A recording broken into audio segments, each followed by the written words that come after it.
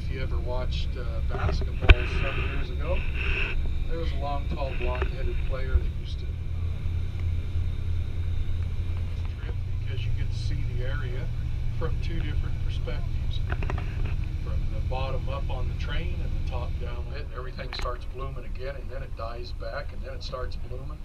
So it's been kind of a continuous roller coaster of allergies this year.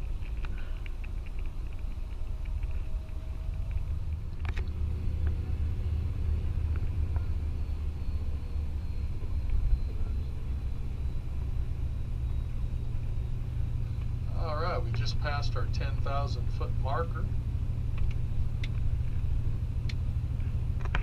Over 23 years of driving truck and everything. I'll tell you, I think this is one of the prettiest areas in the United States. This is the Upper Line Creek Basin. This big mountain on our upper right corner is Twilight Peak. Twilight is 13,300 feet. Right on the other side of it is a 14,000 foot mountain that you'll be going around this afternoon. Its sister peak is named Sunlight Peak, and it's over 14,000. Now, if you like valleys, look off to the right-hand side. If you don't like valleys, don't look off to the right-hand side. We're 1,200 foot above the bottom of the valley right here. Oh, Some folks enjoy the view. Other people tend to jump from one side of the bus to the other. Jeez. I've actually had people lean over, put their foreheads on their knees, and not look up until I set the brakes in Silverton. I've also had people turn around with their back to the side windows. So some folks like the view, and other ones, it kind of unnerves them a little bit.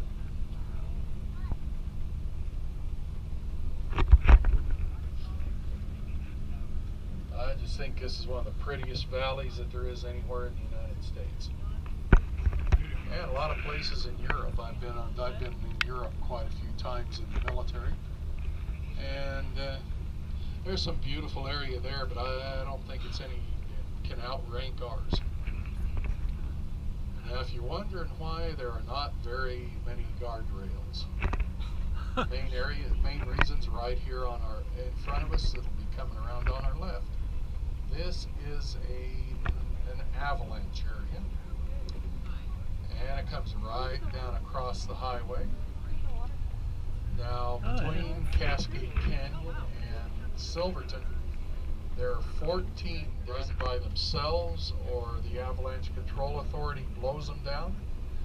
Well, they come down into this highway with multiple tons of snow and ice and rocks and trees and boulders, and you just don't come in and blow that stuff off the highway. So without the numerous guardrails, the state can come in with the big snow plows, chop all of that snow, ice, and debris up into pieces, and shove it right straight off the side of the highway into the canyon.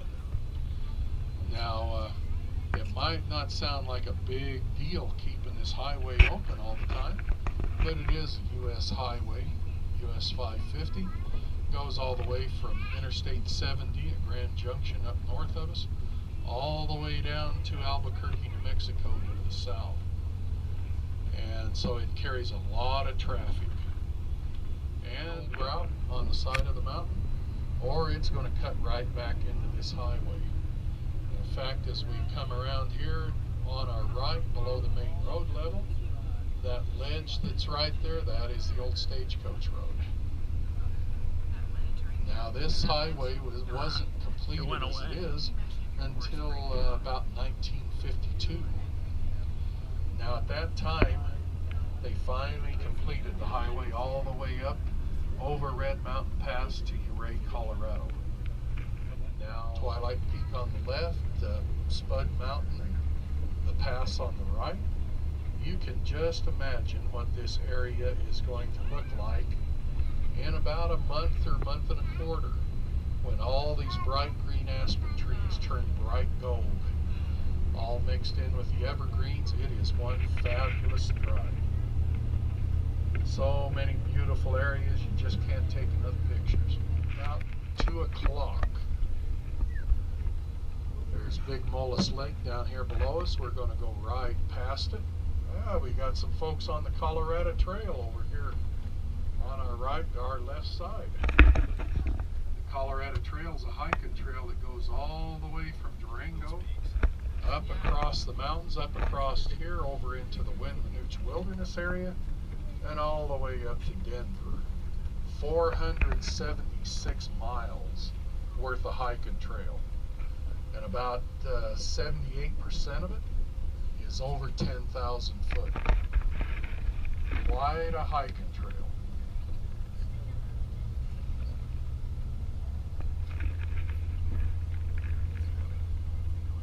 Now that big old valley over there on your right hand side, that is where your train tracks are, way down in the bottom of it.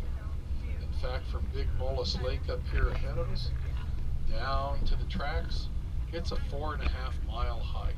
We're going to do something different. They sent a message out to the head chief of the Ute Nations to that they would like to talk to him, and one of them made the brag that his claim was producing silver by the ton. The newspaper writer put that in the story, and Silverton had its name, Silver by the Ton.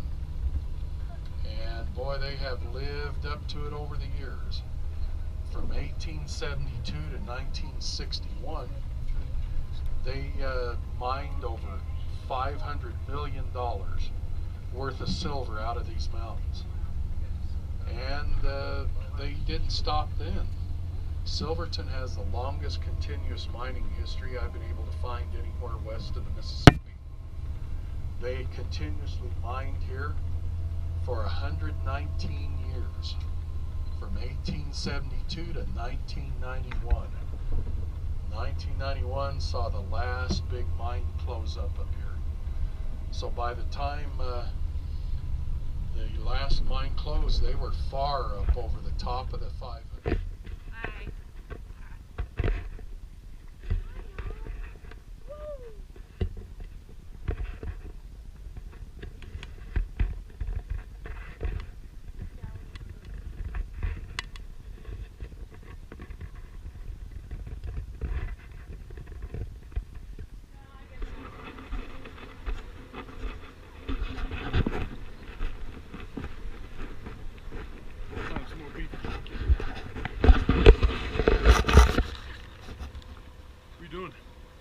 Nothing.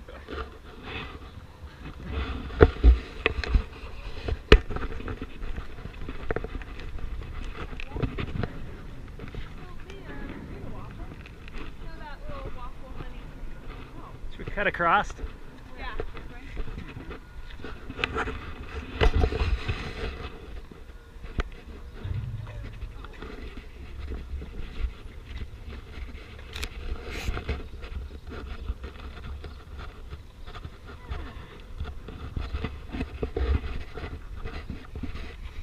I smell pastries.